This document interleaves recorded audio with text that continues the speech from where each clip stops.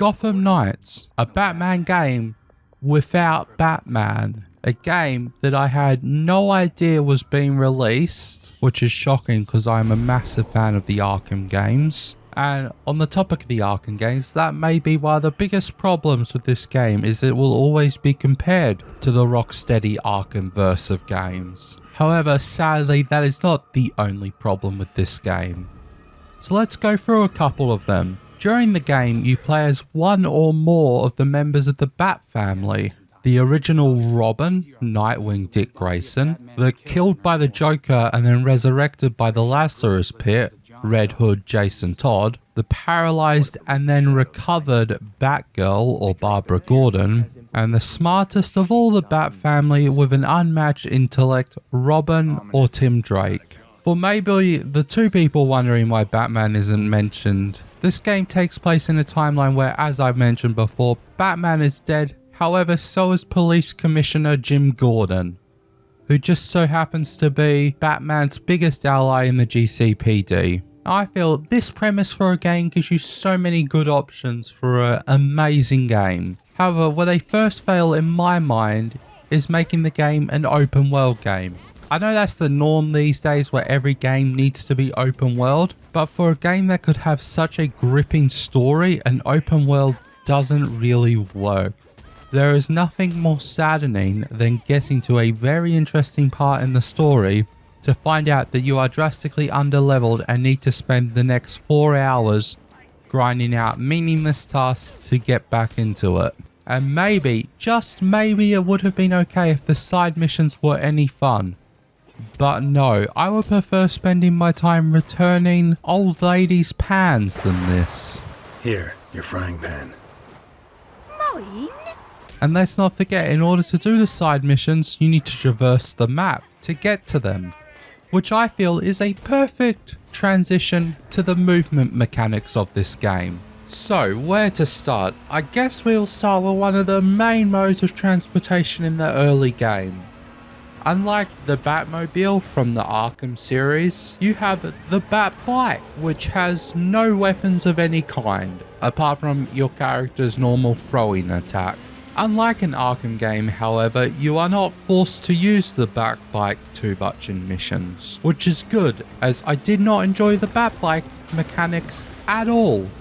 It just feels so clunky and slow to ride, and I think at some point during the development they noticed that the bike seemed slow, as they decided to add the world famous anime Go Fast lines. The bike also has a drift button, which, to be honest, may be the most understeery drift button I have seen in any game. Or there is a small chance perhaps I was just not very good at it. And also, just like the Arkham games, you have a grappling hook, where upon using the hook, you never quite know where the game's going to decide that you wanted to go. There were many times where I was grappling across the map, and instead of going forward, the game decided that I really wanted to be flung up to the skyscraper next to me instead of the roof in front of me. Gotham Knights also has the same problem that I feel a lot of multi-island based maps suffer from, especially games that allow you access to the whole map at the start. And of course, that is when there are multiple islands, you have to use bridges to get to the islands, especially in Gotham Knights, which doesn't have any boats or that to use, and you can't quite grapple across the rivers. Which is really annoying when you're just casually traveling to your next mission, and you find out you're in the middle of the map, and the bridges are on the far side of each island, so you need to spend an extra 3 minutes getting yourself to the bridge. And this is the exact reason why I was absolutely over the moon when I found out the game had a fast travel feature.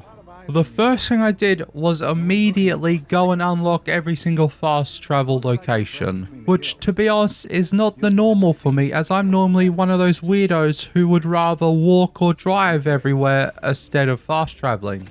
Hell, I barely fast traveled in Skyrim, and that's Skyrim.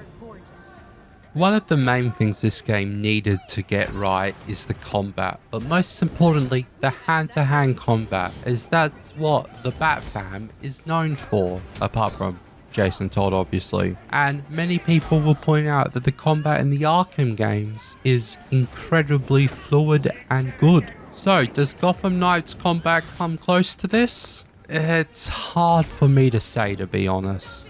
It's not bad combat, I quite enjoyed it. It just suffers from repetitivity. Obviously you have to level so much more in open world games, and you're just always in combat if you're not traveling across the map. I don't know, it weighed me down towards the end there. Maybe it's good combat, maybe it's not, I don't know. But then there are your ranged attacks, and oh my god do they suck. You can ADS your light range attacks, which makes it easier, as the auto aiming is just like the grappling hook. You never know what you're going to hit or what you're going to lock onto. And the worst part about that in this game is there are enemies called the Talons, an enemy that can only be damaged with heavy ranged attacks. Now this will become very, very annoying very quickly.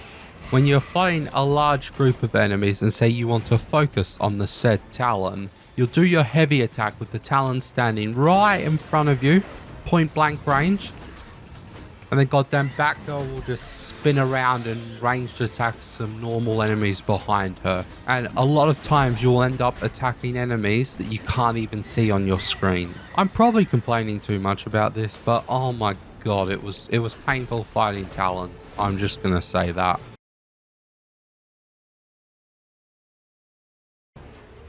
The biggest possible redeeming factor this game could have had would have been its story, as it had one of the best premises for a Batman game possibly ever. The possibilities were literally almost endless. From the grief each different Bat family member would experience and how they would get through it their own way. And the game sort of touched on this, but I think it could have gone a lot deeper. Also, it would have been cool if they sort of touched on more the fact that obviously Gotham knows Bruce Wayne died, but they haven't seen Batman since Bruce Wayne died.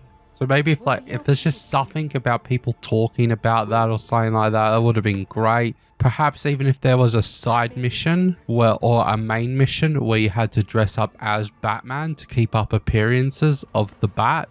There are side missions where you have to like hack servers and replace information, but that's literally nothing.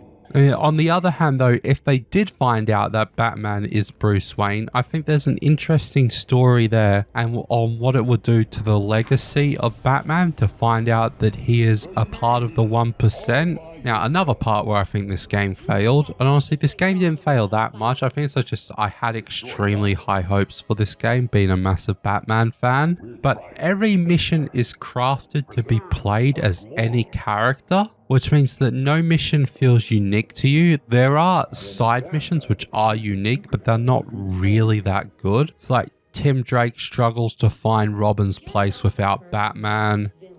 Dick trying to like shoulder the burden Bruce gave him, Jason Todd just going through Jason Todd stuff, and Barbara not remembering her father's face. These missions were where I feel Gotham Knights really showed its heart, and the story I feel would have really saved the game. On the other hand, however, seeing the Court of Owls for the first time was cool. I think it's the first time that I've ever appeared in a video game, because of course when the Arkham games were released, the Court of Owls hadn't been created yet. And obviously you hear everyone when they talk about the Arkham games, they say they make you feel like Batman.